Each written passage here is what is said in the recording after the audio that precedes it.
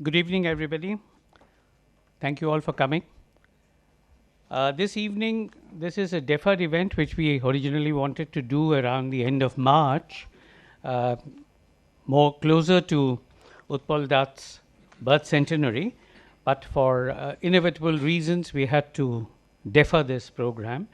But better late than never. We are still having it now, and it is called Beyond Barricades, and mainly centering around the English translation of Barricade that Professor Ananda Lal has done recently, which has been brought out by Seagull Books.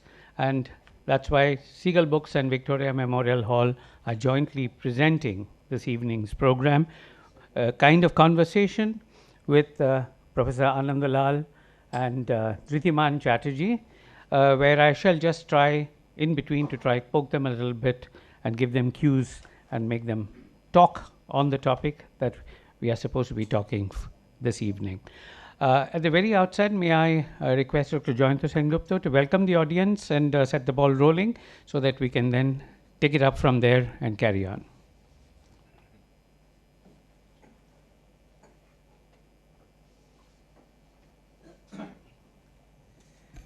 Thank you so much, Raju, and good evening, everybody, and welcome to this evening's discussion of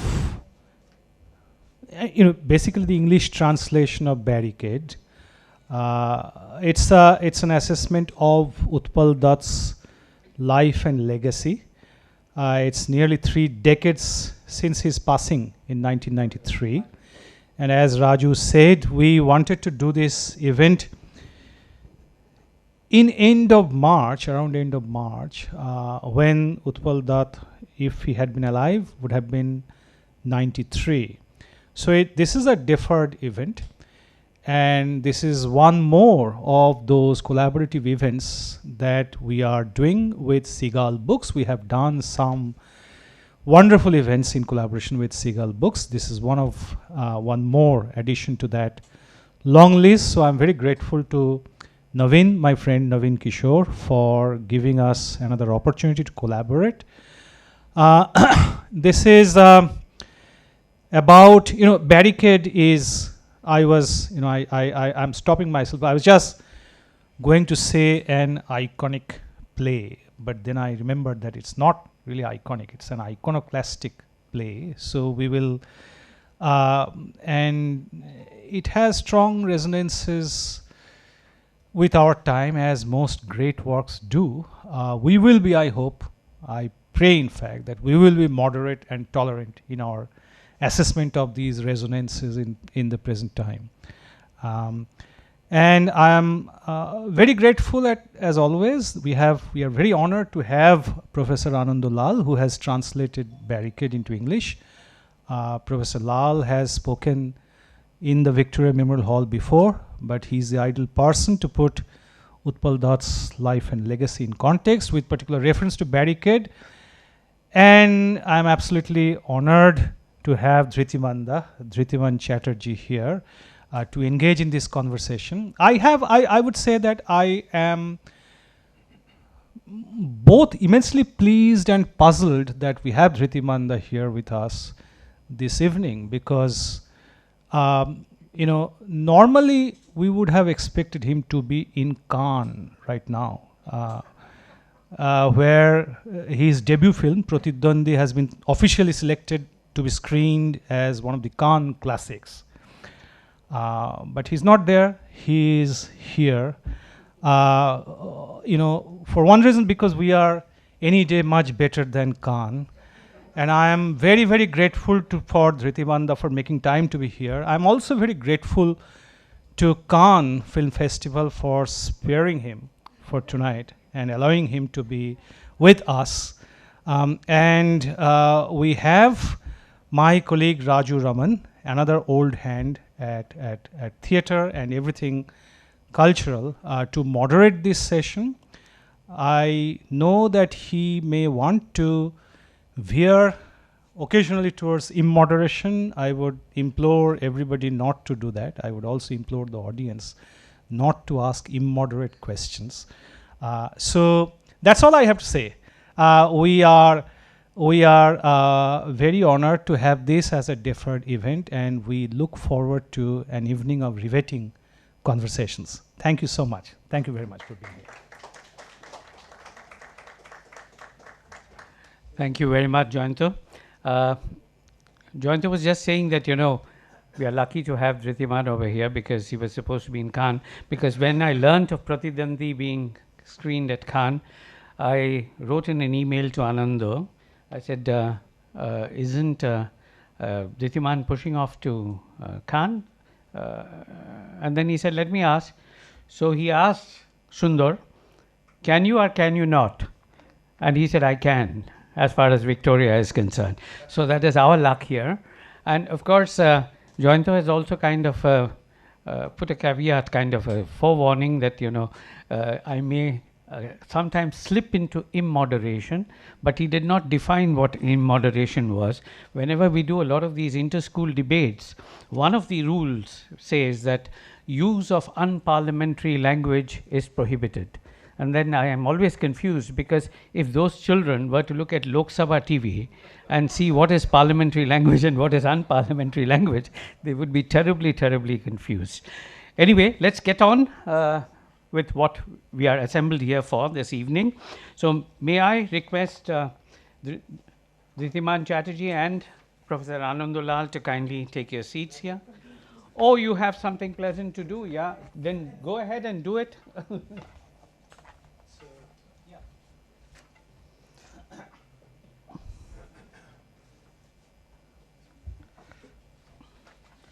So Joyanto has some little pleasant thing to perform before that. Not on behalf of Cannes. It's not so little, it's quite big. Uh-huh.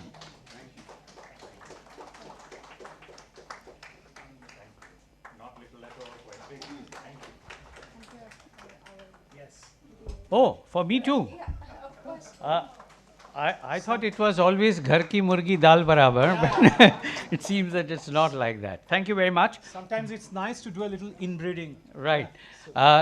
So Sundar, Ananda, we have got what we had to get, so we can go away now. Right? Okay. I'll check about tickets to Cannes. Right. You see, please sit down. Please sit down, yeah. You just sit down and then any chair. We'll play musical chairs. It is a formality because all the people who have come here this evening have come here because of Professor Ananda Lal and because of Dhritiman Chatterji. So one doesn't have to particularly introduce them, but it is customary to say a few lines about each of the resource persons for that particular evening. Ananda Lal, as most of us know, I'll make it as short as possible, in a gist, has been a long-time professor of the English department at Jadavpur University. And of course, he has carried on the legacy of the theatre workshop, legacy which was handed down by Professor P. Lal. Writers' workshop, yeah. Okay. And there are a lot of books to his credit. Indian Drama in English, The Beginnings, Oxford Companion to Indian Theatre, and of course Rabindranath Tagore, 3 plays, and Theatres of India, Twist in the Folktale, Shakespeare on the Calcutta Stage, Rasa, the Indian Performing Arts, and so on and so forth. Is that website, Kolkata Theatre, still active, Ananda? It tends to get hacked. Okay, it tends to get hacked once in a while, because it was a very useful platform, this website called Kolkata Theatre. Of course, during his tenure at Jadavpur University, he has directed more than 30 theatre productions with a lot of students. Quite a few of them we have all been witness to. And he has been a leading theatre critic in this city for a long, long time with the Telegraph from 1986 to 2018. Correct me if I'm wrong, Ananda? 1986 to 2018, and after which he has been writing regularly for the Times of India. And he was chosen the best theatre researcher in the year 2000 by the Drama Academy of India. So welcome, Ananda, to this platform at the Victoria Memorial Hall once again. Dhritiman Chatterji, whom we fondly call Sundar Chatterji since donkey's years, as you all know, is a great actor And we all talk about his Pratidwandi. We have been talking about it this evening also. And translated into English, that was The Adversary. But in that realm of acting, there are very few adversaries that Sundar can have, because he has really put a benchmark for himself at such a level that it is very difficult for many people to attain that level. He has acted in films in various languages, without kind of straying into Bollywood, yet making mainstream films with very meaningful roles. And I just want to share with you, many of you know that, what our great maestro Satyajit Ray had to say about him. That sums it all. I do not know what definition of a star these filmmakers have been using, but mine goes something like this. A star is a person on the screen who continues to be expressive and interesting even after he or she has stopped doing anything. This definition does not exclude the rare and lucky breed that gets lakhs of rupees per film, and it includes everyone who keeps his calm before the camera, projects a personality, and evokes empathy. This is a rare breed too, but one has met it in our films. Dhritiman Chatterji of Pratidwandi is such a star, is what Satyajit Ray writes in our films, their films, and that aptly sums up the person whom we have sitting in front of us this evening. So, with that, I think I will also come and sit with you people.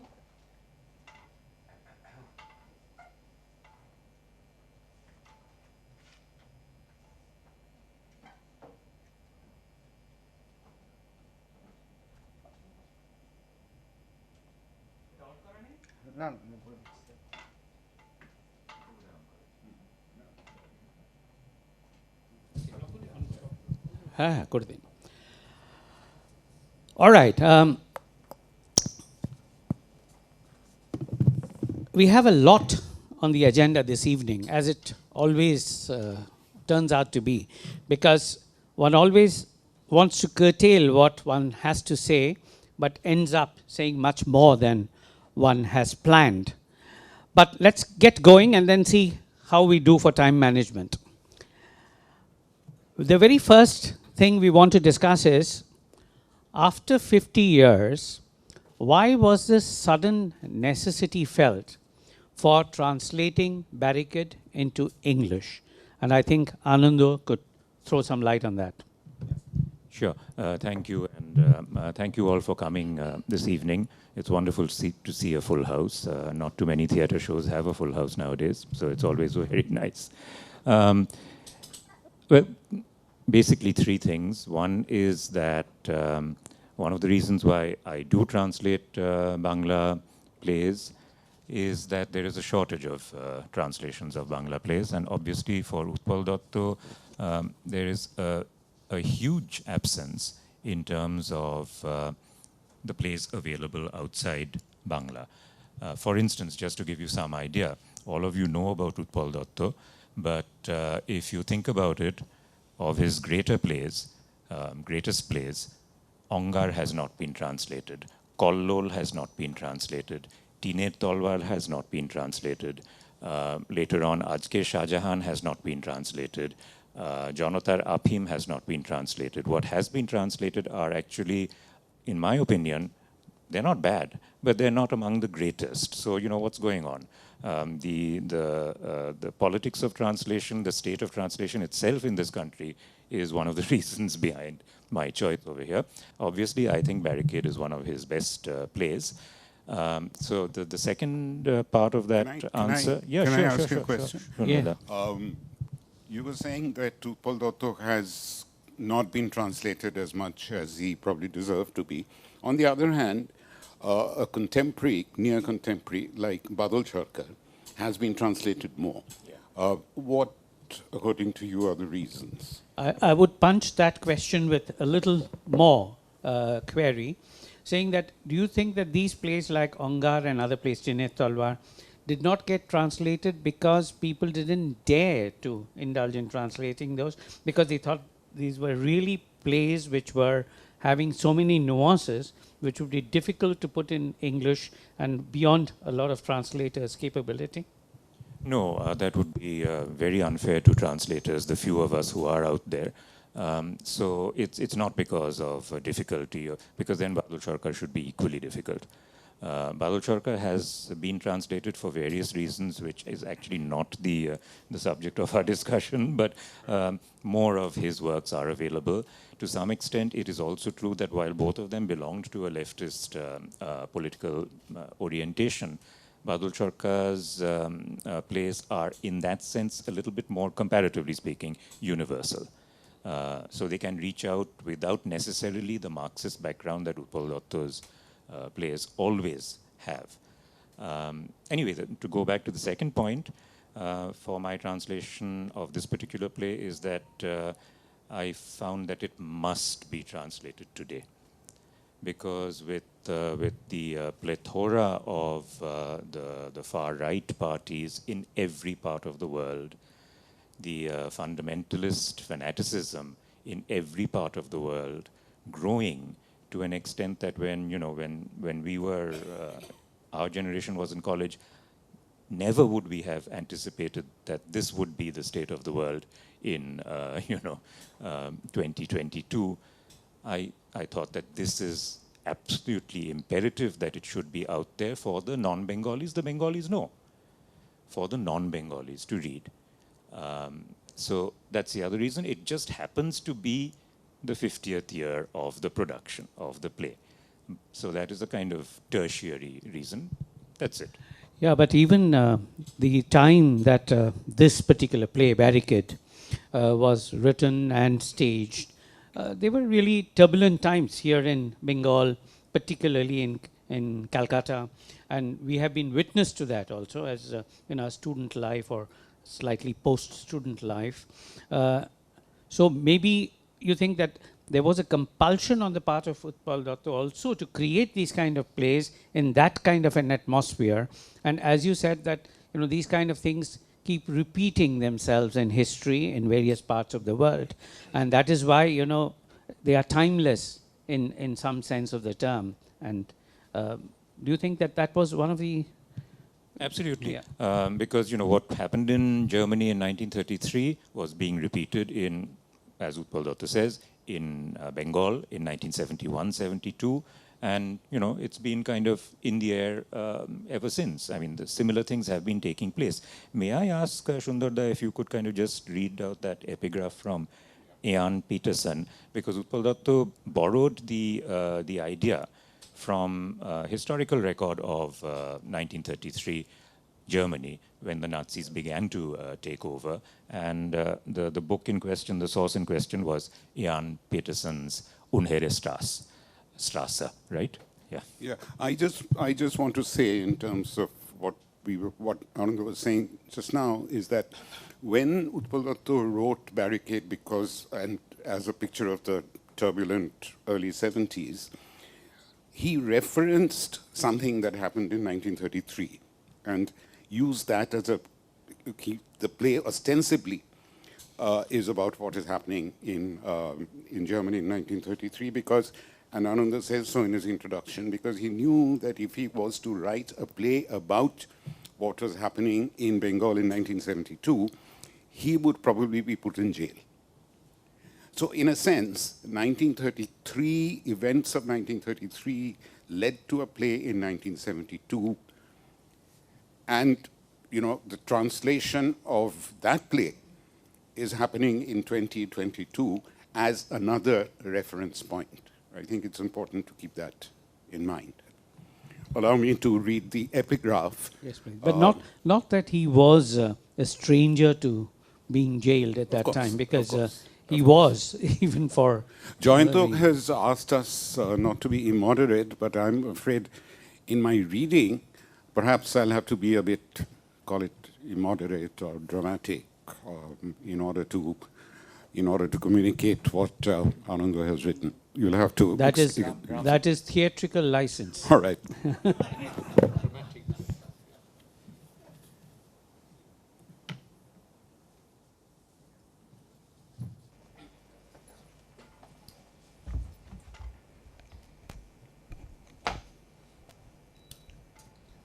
By the way, this epigraph that I'm about to read was translated by Ananda from Utpal Dutt's Bangla, not from Jan Peterson's original German.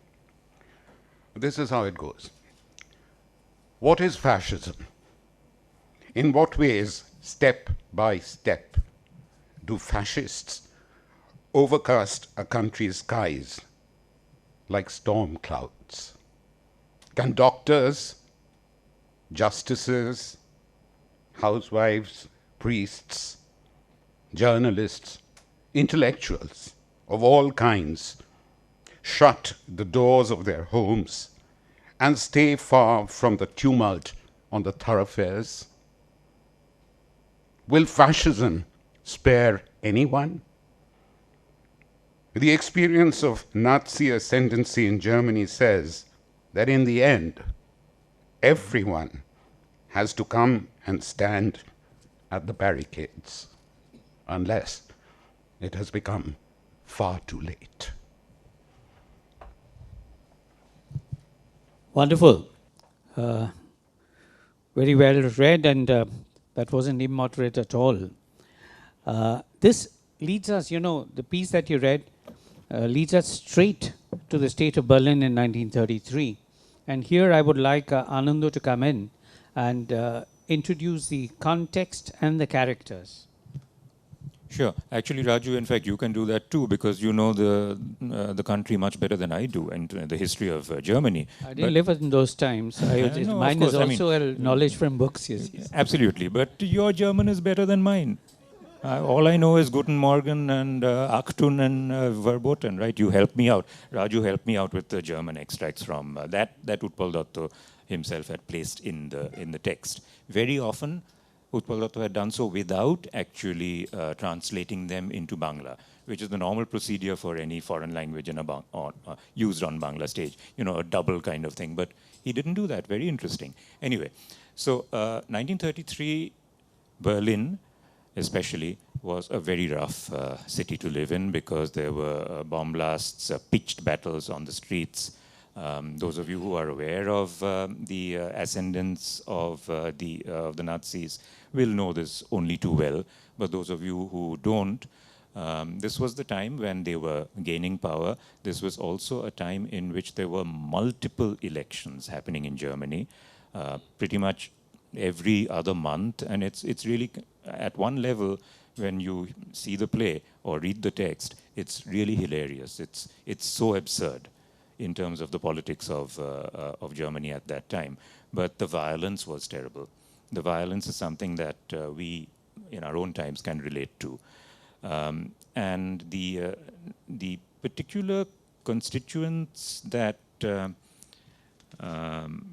Peterson had referred to in the epigraph, these are all characters that have been represented by Utpal Dutt in his dramatis personae. Very shrewdly, very cleverly, he has picked doctors, a doctor who is also an intellectual, justices of the peace, housewife, not a particularly correct term to use nowadays, but that's how it's used in the original, journalists, intellectuals, they're all represented. Plus, of course, people of the administration, police and others. Now, I would like if Sundarda, if you could read from Dr. Strubel's speech, because that would perhaps give everybody the sense of what Berlin was like in 1933. This is Dr. Strubel, a doctor, a practicing doctor, who fancies himself, not fancies, who is actually an intellectual. He loves reading every book that he can lay his hands on. And are you going to be reading Otto? Ananda? Yeah. You don't believe in surprises, no? It was anticipation. Right. So, as Ananda said, Strubel is a doctor and also an intellectual, but he wants to stay out of trouble, so he shuts his doors and drinks and reads Marx and Nietzsche. The drinking part, I can, you know, I can understand. I'm not so sure about Marx and Nietzsche. Right. Yeah, Ananda. From the top of Yeah. 62? Okay. Dr. Strobel, I come on behalf of the Freie Zeitung paper. Wonderful. Won't you take pictures? Where's the camera? No, not from that side, this side. The left half of my face comes well. If you print this picture, your paper's prestige will increase. Now, Doctor, I have one or two questions. Tell me. As far as you've heard and seen, what do you think? What do I think about Is the what? Communist Party responsible for this killing? What do you say? I don't say anything. Don't say anything. Intelligent people should have very clear opinions on all subjects. You stay in Berlin, don't you? Or have you come visiting from London? In Berlin, Residing in Berlin, how can you say intelligent people have opinions on all subjects? Just the opposite. All intelligent individuals in Berlin have resolved that the very concept of opinions is dangerous. Look, I am probably the single individual on earth who reads the solemn books of Nietzsche and Marx with pleasure, like novels. And I regard Nietzsche and Marx as pleasurably readable but unrealistic novels. In reality, I don't go anywhere asserting Nietzsche or Marx, since this is Berlin. Here, I have to see in which neighborhood I am standing. Suppose I go to Jerusalemstrasse and recite some delicate passage from Marx endowed with literary virtue. It would be grievous stupidity, because that is a Nazi locality. They can't tolerate Marx. They turn me into a martyr at once. On the other hand, if I go to the Wallstrasse locality and utter Nietzsche's verse, I'll attain the same martyrdom again, because that's a red locality, and Nietzsche's poison in their eyes. You're writing all this, right? yes, here, look. Yes, write it down. You won't get such literature anywhere without paying.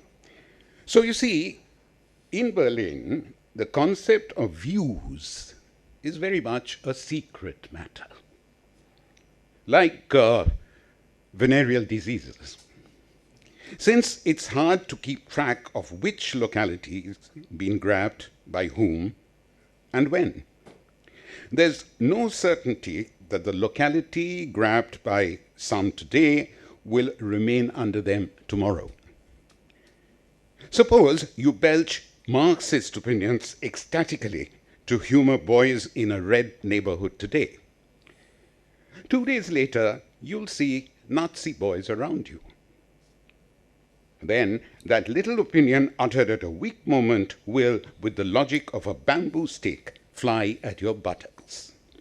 Again, there are such localities where they won't even ask which novelist's devotee you are. Just because you're a person from a different neighborhood, all of them will thrash you to death, suspecting you're a spy.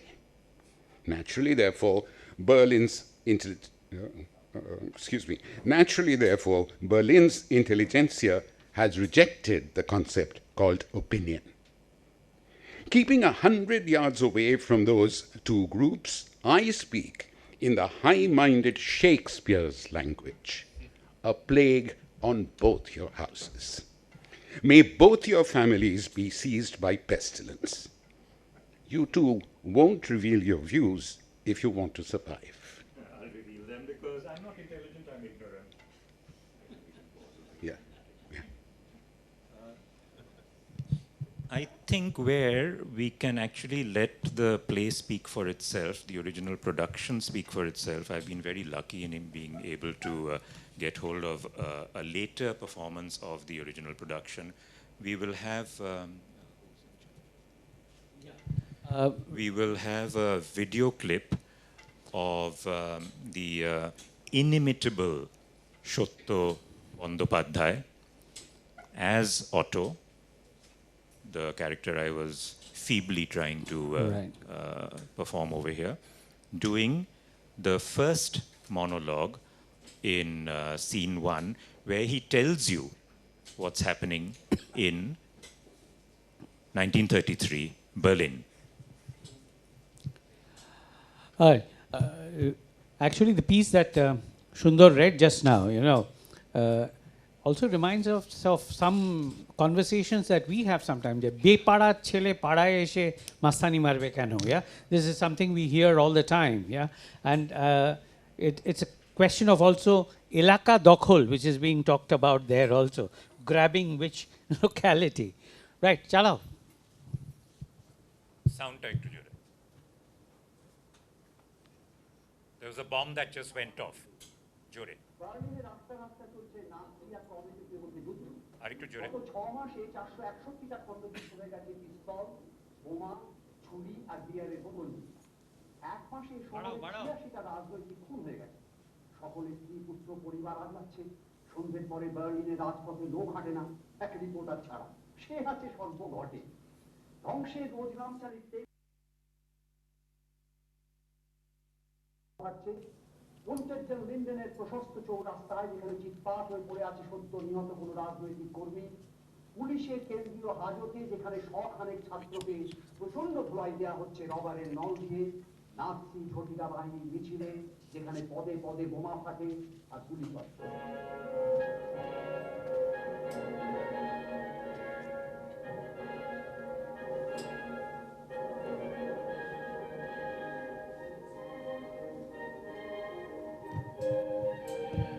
I'd like to forward a little bit. একটু forward করো। একটু forward. এই নাচের এই বিষয়টা নাচটা একটু দরকার নেই।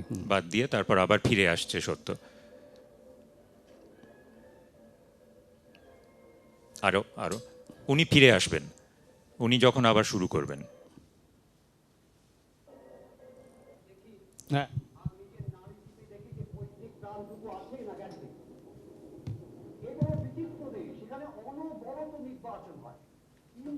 জার্মানিতে 5 বার নির্বাচন হয়ে গেল।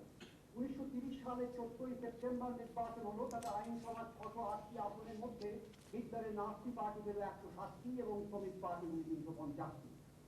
350 থেকে 107 সভাপতির বেশি, তাই রাষ্ট্রপতি হিটলারকে ডেকে পাঠালেন মন্ত্রিসভা করবার জন্য। কিন্তু লোকে তো অঙ্কশাস্ত্র বোঝে না, তারা খেতে উঠে গন্ডগোল লাগাতে আইনসভা ভেঙে দিয়ে আবার নির্বাচন 1932 সালের মার্চে আবার হিটলার হারলেন। সুতরাং ফের আইনসভা ভেঙে দিয়ে ফের নির্বাচন 10 এপ্রিল 1932 এবং তাতে ফের হিটলার হারলেন। সুতরাং ফের আইনসভা ভেঙে দিয়ে ফের নির্বাচন 21 জুলাই 1932। এভাবে নাৎসিরা পেল 230টি আসন আর শ্রমিক পার্টি 221টি। কিন্তু গোলবাজার ওই ছোট ছোট দলগুলো তারা সব এসে ভিড় করলো কমিউনিস্ট পার্টির ছত্রছায়ায়। ফলে আইনসভায় 230 জন নাৎসির বিরুদ্ধে দাঁড়ালো 378 জন নানা পার্টির সদস্য। সুতরাং আবার গণতন্ত্রকে রক্ষা করার জরুরি প্রয়োজন দেখা দিল। 30 আগস্ট আইনসভার প্রথম অধিবেশন বাতিল করে দিয়ে আবার নির্বাচন ধার্য হলো 6 নভেম্বর 1932। এবারে নাৎসিরা পেল 196টি আসন এবং শ্রমিক পার্টি 221। আর অন্যান্য দলগুলি কমিউনিস্ট পার্টিকে সমর্থন করায় আইনসভায় শক্তি দাঁড়ালো নাৎসি 196, নাৎসি বিরোধী 412। এখন এই কথা স্কুলের শিশুও জানে যে 412 চেয়ে 196 বেশি। তাই আজ সকাল 10:10টায় রাষ্ট্রপতি রামানের চ্যান্সেলর আবার নির্বাচন ধার্য করেছেন আগামী 5ই মার্চ। এবারে হিটলার প্রধানমন্ত্রী থেকে ওই নির্বাচনটি তাকে শুরু করবেন। ওই যে করছেন আসল কথা, গণতন্ত্র গণতন্ত্র বলে চ্যাঁচালেই তো হয় না। গণতন্ত্র তাকে বলে বুঝতে হয়। যতক্ষণ না আইনসভা থেকে কমিউনিস্টরা সমূলে উচ্ছেদ হচ্ছে ততক্ষণ আইনসভা ভেঙে দেওয়া হবে এবং নির্বাচনের পর নির্বাচন হবে। এখন দেশের বোকা মানুষ যদি অনবরত কমিউনিস্টদের ভোট দিয়েই চলে, তাহলে বিবাহ, শ্রাদ্ধ, বিবাহ বিচ্ছেদ প্রভৃতির মতো নির্বাচনে একটি বাৎসরিক আচারে পরিণত হবে। এবং গণতন্ত্র তখনই প্রতিষ্ঠিত হবে জন্ম যখন আইনসভার 608টি আসনে 608টি নাৎসিরা দখল করবে, অন্যথায় নয়। Yes, now we can close that. We will now have Sundar Da reading the translation for those of you who couldn't follow Bangla. Yeah. And of course, it'll be a little clearer with the sound now. As there were no subtitles there. Yes, well, I don't know whether, it's a long passage. I don't know how we are doing for time, but I'll just read out the last section, the translation, in order to give you a sense of the translation and how it relates to the original Bangla. Actually, you can't have democracy just by shouting it's a democracy. You have to understand what is democracy. So long as the communists aren't thoroughly evicted from the legislative assembly, the assembly will be dissolved. There'll be election after election. That's it. Now, if the foolish men of this country go on voting for the communists, elections will turn into a permanent annual ritual like weddings, funerals, divorces, and so on. We'll know that democracy is established only when the Nazi party grabs 608 out of 608 seats in the Legislative Assembly, not otherwise. Thank you. Yeah, now, with that being explained in English as well, Ananda, the reason that this whole passage was selected now to be played and read, I'm sure that there was something at the back of your mind. Would you care to sort of establish the parallels with Bengal in 71, 72 as to why these kind of paragraphs were included in this play? Yeah, actually what happens is very interesting because, again, those of you who know the history of Nazi Germany will realize that, in fact, what Utpal Dutt through Shotto Banerjee presented over there was, in fact, a somewhat simplified account because it was not so black and white. It was not right and left binary. In fact, there were three major parties in Nazi Germany at that time: the Socialist Democrats, the Communist Party. So Socialist Democrats and Communist parties more or less under the umbrella of the left.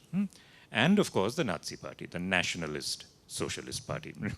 Very ironic that the word socialism is common to all three in that sense, but of course their ideologies are so totally different. What happened was that the Socialist Democrats and the Communist Party were at loggerheads. They just didn't get along. And that was what led to the Nazi Party getting a foot in the door. That's all that's required. So that's the parallel that Utpal Dutt brought in, because what was happening, as you heard from Shotto Bandyopadhyay, in Bengal, politics of that time was exactly the same thing. The United Front, leftist United Front, just fell apart because they were constantly squabbling amongst themselves. And of course, the Congress Party went in and formed, the coalition didn't work. There were lots of elections in 71, 72 at that time, and it collapsed. The Congress Party came in. Just like in the play itself, in 1971, we in Kolkata lived through terrible times, as I have already told you, but precisely speaking, Hemanto Bosu, 75-year-old forward bloc leader, you know this, was assassinated in broad daylight while he was getting into a taxi. And this created absolute outrage amongst citizenry in the, not just in Calcutta, but across Bengal. And that assassination was blamed on the communists by the Congress. And subsequently, these kinds of things continued. And in fact, if I may just read out a little bit from the introduction, that in Utpal Dutt's own words,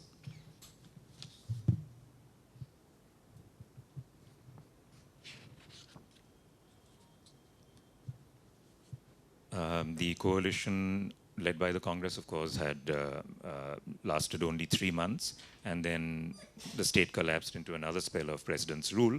In 1972, again, West Bengal went to the polls, and Utpal Dutt recalls those days.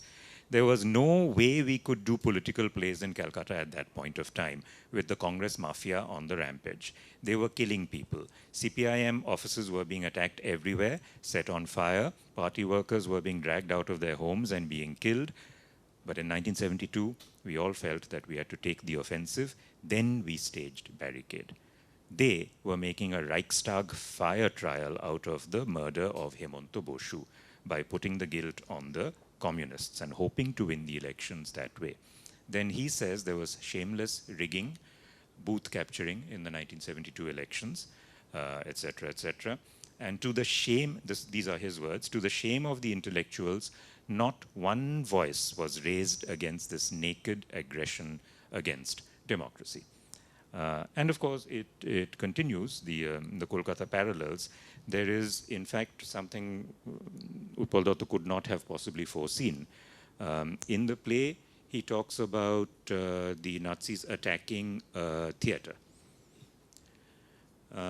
In fact, in 1974, the Congress attacked the Star Theatre. Again, I'll just read this out from Utpal Dutt's own words. In 1974, they were doing Dushopne Nagari, the next Utpal Dutt production, and he says, I saw Taposh Sen, India's foremost expert of lighting, being knocked down by a bunch of goons. Shobita Banerjee, actress, was dragged by her hair down the road. I must record here the courage of the local residents who formed a knot around my wife, Shobha Sen, and protected her from the mob. 1975, Indira Gandhi succeeded in having emergency declared. So that's the immediate context. Yeah, thank you, Anando. You have explained the context, but then if these are recurring elections, say, and we came across this term booth capturing, which has become a very common term subsequently, each one trying to outdo the other as far as booth capturing is concerned. So much so that nowadays when elections are held in most places all over the world, they don't even talk about booth capturing anymore. But tell me, how is all this possible, this kind of booth capturing or whatever you call it, without having certain entities on your own side, without co-opting certain powers like the police or the media? So how do you look at that? Yeah, exactly. That's exactly what Utpal Dutt has kind of led to. In fact, over here, I would request Shundadar if you could kindly read out from the Lant extract. The Lant in this play is the owner, editor of the newspaper for which Otto is the reporter. So just see what Lant says about what Raju has been pointing out right now. Lant, excuse me, he's on the phone. He wants to talk to another of his reporters called Grossman. When I think Otto comes in, and Lant says, "Come, Otto." Yeah. Well, there's just one line, disappointingly. I'll do it. Lant says, "Come, Otto." So Otto says very dramatically, "You called me." So Lant says to Otto, "What have you started? At one time, you used to write forcefully on the phone to Grossman. Grossman, what is this you've written? I'm talking of the report on the police firing at Magdeburg. Listen to what I'm saying. You're screaming continuously. I'm not saying the report's false. I'm talking of your odd language. You've written, then the police fired and 3 laborers in the procession died of it. What is this? Have you been drinking or what? Can't you understand? First, such words as the police fired cannot come out in my paper. You'll write the police were compelled to fire. I do not want to hear arguments. The police are always compelled. They can't fire, don't fire, unless they're compelled. That's the rule. Secondly, when they have to be compelled, what's the cause for compelling them? I know very well the laborers took out a procession for the Magdeburg strike, but that can't be written. You can't just leave it after writing that. You don't understand anything about journalism. The laborers take out a procession like a herd of harmless sheep, and the police launch a raid. You can't print those words. The police can't be compelled by strikers taking out a procession. Therefore, I am writing the thing in this manner. When the police went to search the terrorist communists' den, they rained bullets on the police. As a result, the police were compelled to shoot in retaliation. Where are you going? Sit. On the phone. No, I know you're sitting. I said that to Otto. Third, you've written 3 laborers died. What is this? No, all that won't do. Whoever dies of police bullets, he's always an armed terrorist. The police don't slay anyone, at least not in the newspapers. Therefore, I am altering it to write, 2 terrorists died, 1 was slain by their own bullets. Fourth, I am adding, after this, from the hideout, 4 Russian rifles, 10 pistols, plenty of cartridges, Lenin's books, and some manifestos were found. Now, it's clear why the police were compelled. In my paper, it'll be like this. If you don't like it, hand in your resignation. Otto, are you having trouble with your digestion? Why do you say that? Where is the energy in your writing? The flame, the whole of Germany is in turmoil over the Zauritz murder case, and each and every one of your reports assumes the form of such tasteless, watery bitter that I have to stay awake the whole night putting crushed chilies and other spices into it. What is this? What is this weird hat? He's wearing a hat. Now I understand. Your head is rotting inside. Why have you bought this hideous hat? Don't people laugh? Yeah, sure they laugh. They laugh and say, look what an ugly hat. Then why wear it? Because otherwise they'll say, look what an ugly person.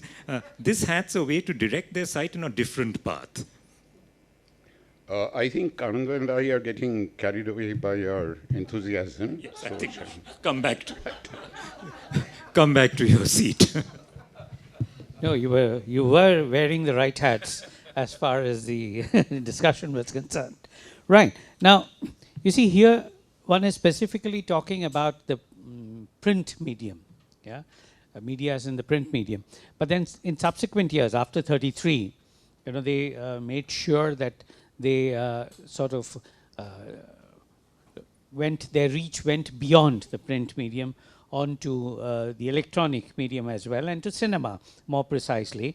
We all know about the famous or the infamous films made by Leni Riefenstahl, Triumph of the Will or the 1936 Berlin Olympics, and how these had an impact on the people during that time. Though as works of art and as works of filming, I must say they were excellent, yeah, as far as camera work or editing or the way they were shot and conceived of, it was concerned. But even in those days that happened. So when you're drawing parallels with 71, 72 Bengal, do you think that apart from the print journalism, also the influence was exercised and extended to the electronic media as well? I remember that Doordarshan came to Calcutta only on the 9th of August 1975, much later. So could there have been a possibility of trying to get hold of other media? Yeah, in fact, I mean, obviously the radio was there, and in fact, the radio appears in Barricade too, because during the hearings, they have a running commentary by the as Utpal Dutt rightly puts it, the radio wala, who is constantly, I mean, at the top of their voices, screaming and shouting for the benefit of her audience on radio about what's happening in this trial, which is obviously a set-up trial. Or, well, it isn't yet a set-up trial, but that's what the Nazis want. And there's a lot of talk about how powerful the medium of radio has become. But I'd go back, Raju, to your point about film. And I would like to make the point over here that when Utpal Dutt did the Hitler sequences, there were some 2 or 3 scenes with Hitler in the play. Obviously, he was thinking of the filmed, the documentaries. And they are quite powerful in what Utpal Dutt makes Hitler say, which is actually not fictitious, which is quite close to what Hitler actually said. So maybe Shundada, if you could read one of Hitler's speeches from it's about stigmatizing the other. Yeah. Before that, Raju, I'm still trying to understand the last point you made of in the 1970s, apart from the print media. Did the electronic media have an influence? Was that your point? Yes. Yeah, but then, as Ananda was saying, other than radio, there was no electronic media at the time that we are talking about, right?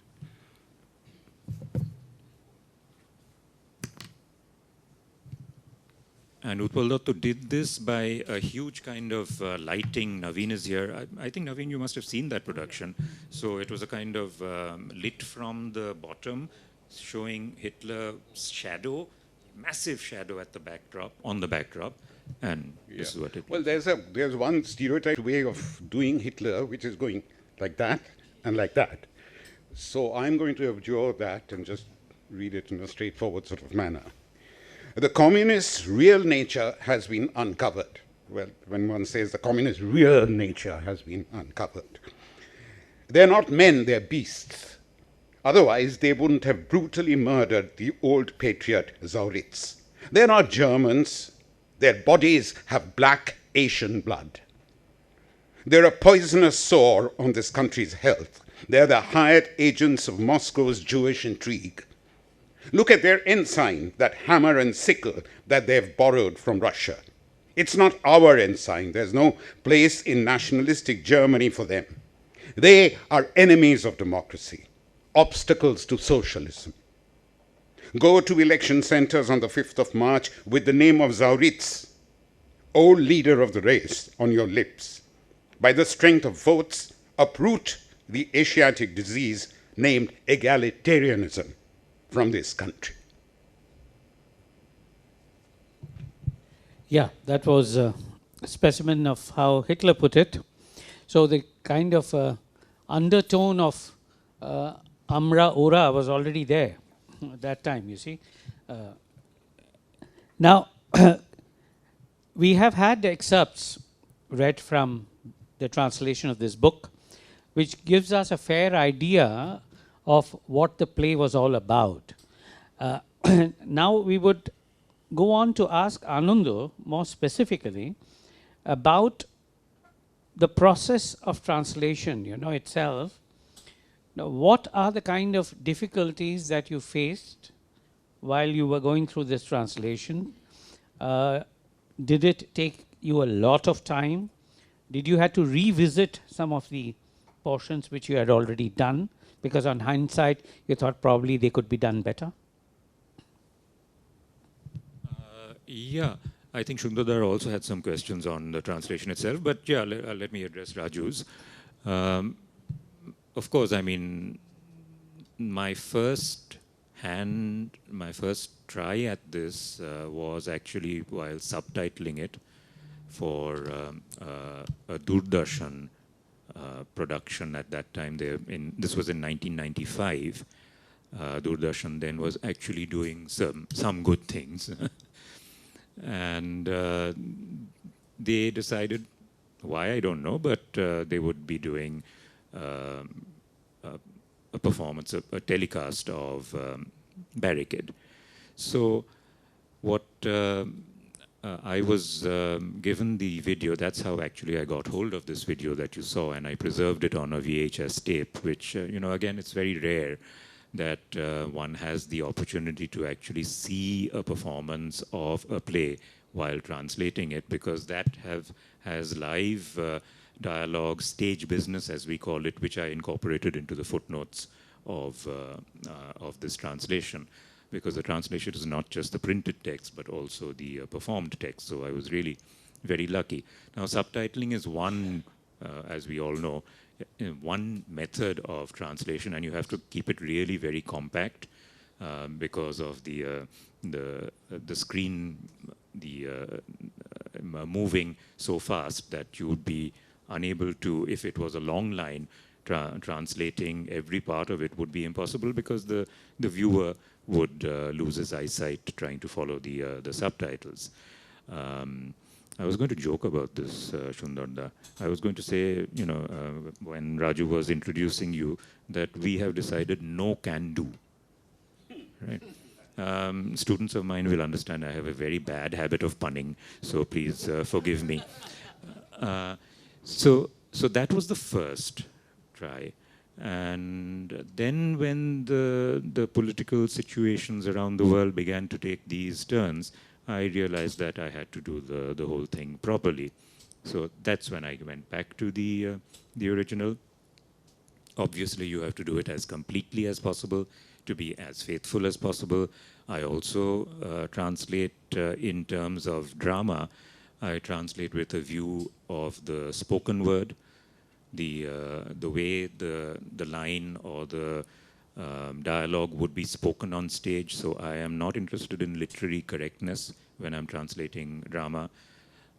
So these are the things that came into my mind while, and of course, when you are a serious translator, you have to revise, you have to constantly revise.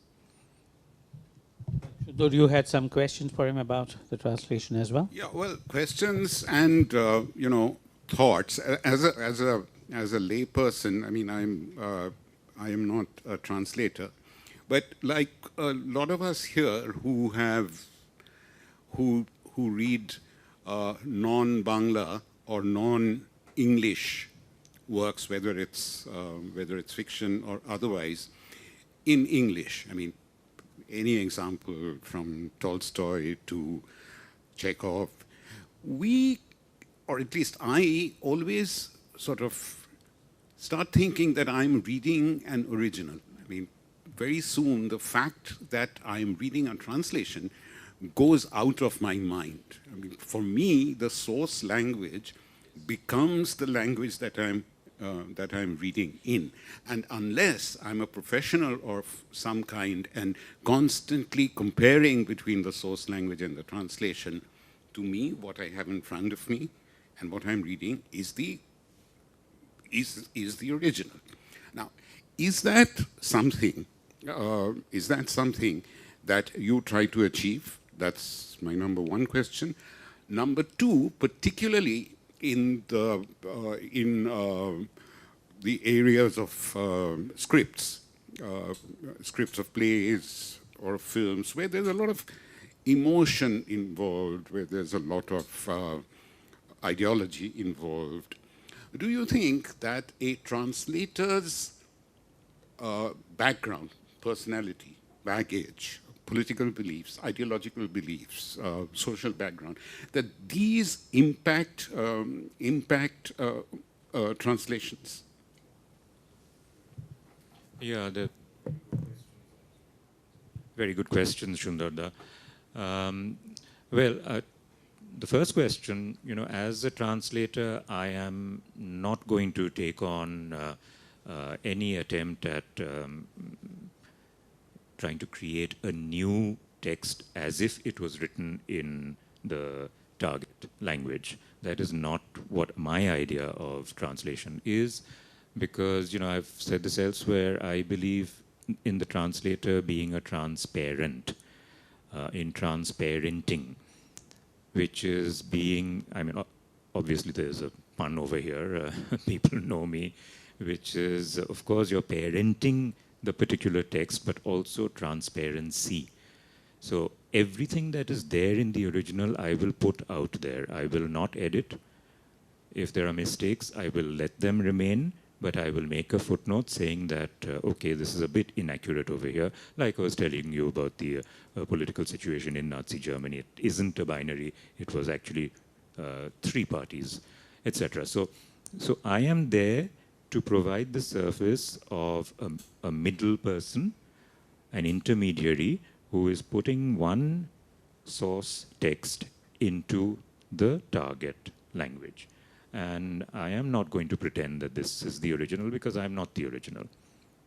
And secondarily, your other question is equally important, because, I mean, as far as I am concerned, this, of course, can be read, but it should be performed. So the emotionality, the other qualities of a particular word are for the director and the actor to place on stage. I am not going to make myself the director or the actor, and although I'm thinking of an actor's voice while I'm translating, but ultimately it has to be given birth to by the actor and director elsewhere. I don't know if that really... Yeah, to some extent, you know, you have made the point in the introduction here, as well as in interviews and conversations about the translation. You make this distinction between the page and the stage, translating for the page and translating for the stage. But surely the text goes to the stage through the page, right? It cannot sort of jump the page and go to the stage. Or am I getting things wrong? In this particular case, and in the case of any classic, obviously, I mean, if you think of Shakespeare, or if you take, think of Tagore or anyone, obviously there is a printed text. But then we know that that's only because of the ephemeral nature of theatre, that's the only thing that survives. Until recently, when you also got video. So I am fully aware of that, and I'm not going to say that the text, this is consciously, deliberately, because of the literature slant that is given in most literature-centric departments. There are very few theatre departments in this country. Literature is the hegemonic art. So I am consciously out there to say that, no, theatre is a different art form. It is not literature. Literature is only one part of it. The text is only one part of it, and you add on. You add on everything more, just like in film also. You add on everything more. I mean, we will never say that the screenplay of a film is an end in itself, because we know that, that it's not. Likewise with theatre, we've been kind of spooked all these centuries by the massive weight of literature, pundits all around us. Yeah, well, I mean, all I can say is I'm not trying to plug Ananda's translation by any means, but all I can say is that, when reading the English text, when I was reading the English text, a lot of things happen, but 2 things happen that I find interesting. One is that since I am Bengali and I am somewhat familiar with Bangla text, while the English text flows quite naturally, I also get a sense of the Bangla.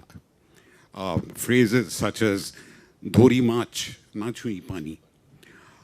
Phrases such as "dosh hat dure." Translations of these seem very natural, but they give you a very clear sense of the original. That's one. 2 is, and I think when Ananda and I were getting tempted to carry on and on and on, it's because as an actor, I find the text very appealing, very attractive, a text that I would really like to take on. Probably, well, maybe Otto, he is given to drinking, right? So, as the text appeals to me as an actor, so therefore the translation on the page, for me, becomes the translation for the stage. Right, right. Of course. You see, we have been talking about translation, and even though we didn't spell it out, inherently we were trying to find out whether things get lost in translation some way or the other. I think in that sense, interpreters have it better, because I've often heard, political leaders speaking for 5 minutes, and the interpreter finishes in 5 sentences, you see. So, and I know that there are occasions when the interpreters also manipulate on the spot, they do change intentionally. And I have been a party to it myself. When a German playwright comes to Calcutta and gets up on stage, and I am sitting beside him as an interpreter, and he lashes out at theatre in Kolkata, left, right, and center, and after speaking for about 5 minutes, he pats me on the back and said, "Now, translate that for them," yeah? Then in those few seconds, I'll have to decide how much of that do I get across to the people and how much do I leave out, So interpreters that way have it much better, so to speak. And then you can tone it down a little bit, not make it so harsh, and so on. But when you're translating from an original work, then you get caught, as it were. Yeah, people do find out later on. Now, talking of translations, one more thing I wanted to ask, and then maybe you can comment together. We have been at it for over an hour now. Maybe we have to slowly wind up. Utpal Dutt was also a prolific translator, but in the other direction, right? He translated a lot of Shakespeare and Brecht into Bangla, because he probably felt that his fellow theatre people needed to know what those great people have written. Now, in doing those kind of translations, was he true to the original, or was he usually taking a kind of liberty and adapting it the way he thought it would be better for the stage? We were talking about the page and the stage. If you could throw a little light on that. Yeah, sure. I mean, actually, what happens was that in Utpal Dutt's generation and earlier, and to some extent even to some degree later, Indian translators have by and large adapted. So while Utpal Dutt actually loved his Shakespeare, he took lots of liberties, and I would in fact suggest that if you're going to perform Shakespeare today, you would in any case, even in English, you would have to take certain, you would chop, you would have to, you can't do a 3.5-hour Hamlet anymore, because that's the complete text. So you would have to do all kinds of things, and he adapted in his own way. For instance, Choitali Rater Shopno. Of course, it is Midsummer Night's Dream, but it's not fully Midsummer Night's Dream. He didn't do that much Brecht. In fact, he had a problem with Brecht. But let's not get into that over here. Now, what was it that I was saying? I was actually also what you were talking about in terms of what constitutes translation. I should perhaps also put out there that I'm in great favor of a tripartite process of translation, where you have the context laid out in the introduction, the text obviously in the translated portion of the original, and the subtext in the footnotes or glossary or glossary, which is where I have the ability to put in stuff which I think that is there in the original but hasn't been stated. And so footnotes clearly help in filling that absence somewhere in the text. You see, here we do not have this concept of the dramaturg, which is quite common in Germany, say for instance, which we have been talking about. Do you think that in the business of translation and getting something ready for the stage, if there is a dramaturg who works along with the translator, it gives it a value-added kind of edge?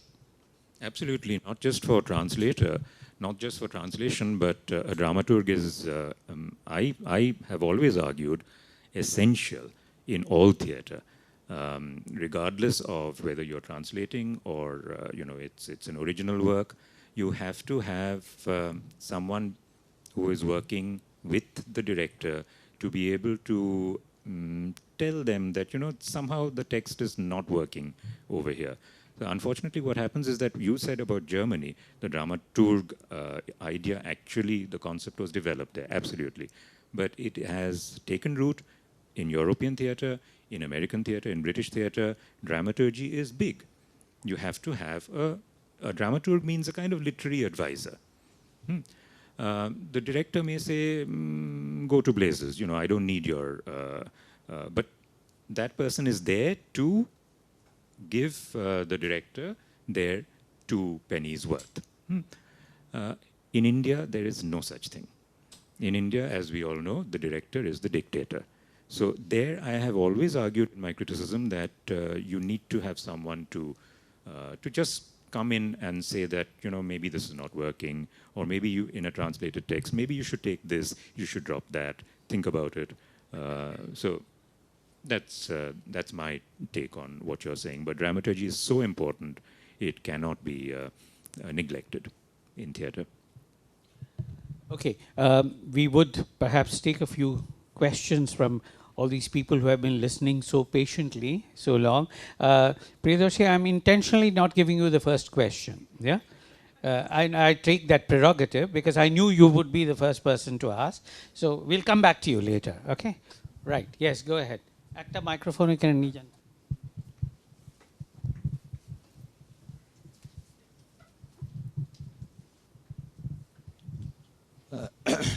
Professor Ananda Lal, I would like to ask you that why you this time select to publish this book and translate this book.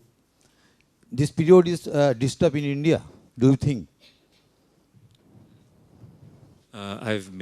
I've answered this question at the very beginning today, and I've made the point in the introduction as well, that this is not just about India. This is about the entire world, where we've seen for several years now, for about 10 years now, and more, that certain kinds of ideologies are gaining ground, which we never thought would. And so I am concerned. I've been concerned throughout for, ever since Shunandini is here, when we did a production of Merchant of Venice. That too bothered me because, once again, of racism. So this is something that is there actually all the time, but why is it gaining in these last few years? This is a problem, I feel. That's in answer to your question, right? Yeah. Thank you, sir. Sundar, I have one question. Also 50 years after Barricade, give it an occasion. Sundar, I have one question. When they started the conversation session, you just asked to me, Professor Ananda Lal, that in between compare Badal Sarkar and Utpal Dutt. So just let me finish. Compare বলিনি, আমি বলেছিলাম যে উৎপল দত্তর অনুবাদ হয়নি, কিন্তু বাদল সরকারের অনুবাদ হয়েছে, মানে সেটা কেন? হ্যাঁ, সেটা আমি সেই জায়গা থেকে আসছি। আপনার কি মনে হয় যে আমি যদি ধরি 15 বছর বা 20 বছর এরকম যদি ধরে নিই আর কি, যে উৎপল দত্ত এবং বাদল সরকার দুজনেই আজকে অনেকটাই কর্নার্ড, লাইক রাজা রামমোহন রায়? আমার অত পড়াশুনো নেই, আমি বলতে পারবো না, এটা এঁকেছি।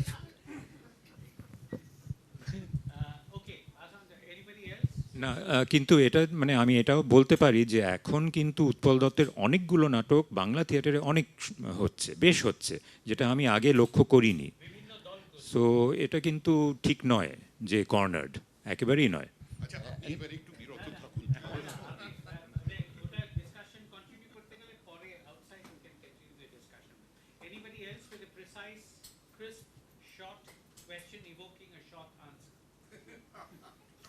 You forgot to add moderate. No, I gave that license. Okay, Priyadarshi, if you're not going to give a lecture, yeah, then I'm going to stop you. Okay, right. So you will will ask a question and not three. Yeah, only Not- two. not three. Only two. Yeah. Right. Yeah. You know, I have a couple of points and I'd like to have your responses on those points, you know. First thing is, Utpal Dutt, in his mental world, his heaven, the highest heaven, the seventh paradise was Marxism-Leninism. But in his own lifetime, he saw how Marxism-Leninism collapsed. First in 1979, when the Chinese Communist Party Secretary General called, through this socialist system, embraced market economics and said that we had enough of 20 years of radical leftist nonsense. Then we found in 1989, the entire socialist system in East Europe collapsed, right from the collapse of the Berlin Wall. Utpal Dutt saw it with his own eyes, that his heaven, his paradise, falling in a heap. And finally, 31st December 1991, when Mikhail Gorbachev signed the dissolution of the Soviet Union. So Utpal Dutt, in his own eyes, found that his heaven, his seventh heaven, his seventh paradise had fallen in a heap, like a pack of cards. So, that's one point. I'd like to know your response. That did he live in a virtual reality? Did he live in a fantasized? Did he fantasize about his paradise? First. Second is, we have Maharaj Dhritarashtra was blind to his children doing all evil acts. Utpal Dutt, I found, is like Maharaj Dhritarashtra. He was totally not even blind. He was even rather deaf to what the communist regime did in Soviet Union. Reign of Terror, Gulago Archipelago, documented by Solzhenitsyn, documented by Sakharov, by Boris Pasternak. And he was totally blind and deaf to what happened under the communist rule in Soviet Union. And 1956, the Hungary invasion, 1968, Czechoslovak invasion. Okay, So, 2 points are clear. yeah, and I'd like to know your Yeah, responses. can I very quickly react? I hope I'm not offending anybody by using a popular English term, which is shit happens. You know, you said Utpal Dutt's world collapsed around him. My world is collapsing around me. I mean, I am part of the post-independence generation. I was brought up on ideas of progressiveness, secularism, democracy. My world is collapsing around me. So that happens. It happens. It's a part of life. No, I think I have to say over here that maybe you are taking me as an apologist for Utpal Dutt. I am not. The reason why I have chosen this play is, for me, it is a humanist play. Okay, it is applicable to humanity. Every political party is actually being criticized here. Do you know that a large section of the Bengali intelligentsia, obviously communistically inclined, lambasted Utpal Dutt for Barricade, using such terms as Shangshodhonbadi, as Protibiplobi, as Babu Buddhijibi. You must be aware that communism has many branches, and the Utpal Dutt himself changed. He even flirted with Marxism-Leninism, and then he rejected that. He realized that violence was that kind of thing cannot possibly. So he moved away, and then that's creating further tensions among the communist group, to the extent that Utpal Dutt even went and called the reviewer of Frontier. Many of you might have known about Frontier, leading magazine edited by Shamor Sen, Utpal Dutt's own friend. And Utpal Dutt said that era shobai murkho. Right? So, I mean, we are human beings. We can, of course, quarrel amongst ourselves. But in addition, the thing is that everybody is not necessarily bound down to a particular, I don't have any political ideology as such, as a person. You don't have to have one.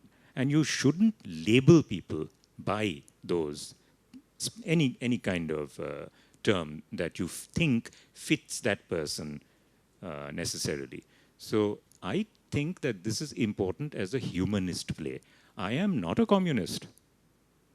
Please don't get me wrong. In fact, in one interview, I said very clearly that if anyone tells you, in fact, the question was actually put to me, that this is such a brilliant Marxist translation. That person was giving you full marks for that. So I said that, if you tell that to the people in Kolkata that, you think I am a Marxist, they're going to be LOL, laughing out loud. Because, that doesn't mean that I will reject this play just because it comes from someone who has a Marxist ideology. Why? Okay. Thank you very much for being so patient and for your questions.